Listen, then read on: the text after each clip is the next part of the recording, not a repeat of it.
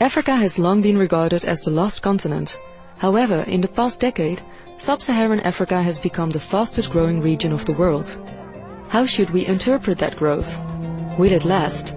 And will the region be able to outgrow its political fragility? Ewout Frankema, economic historian, studies the history and nature of global inequality. He focuses on long-run African economic development.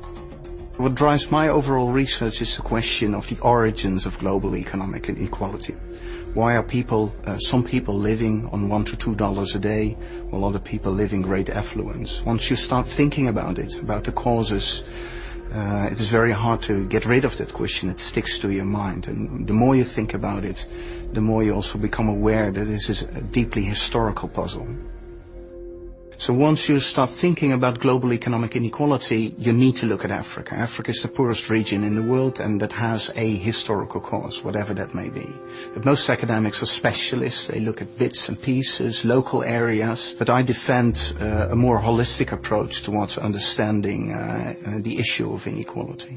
We collect information from archival sources, information, for instance, about the wages that are earned by various types of wage workers. There's also a lot of price information in historical statistics that we collect, and this allows us to construct long-term series of income, but also of prices. And if you divide incomes over prices, you can say something about the long-term evolution of historical living standards. One of the things we've been able to show is that Africa has had significant economic growth in the first half of the 20th century. Real wages before 1950 were substantially higher, at least in West Africa, than in many parts of Asia. Real wages in Accra, for instance, kept par with Tokyo, the capital city of Japan, the frontrunner of the Asian Industrial Revolution, up to the 1960s. And this idea that Africa is in fact capable of growing and increasing material living standards has faded from collective memories because after the colonial era it entered into a long phase of economic stagnation.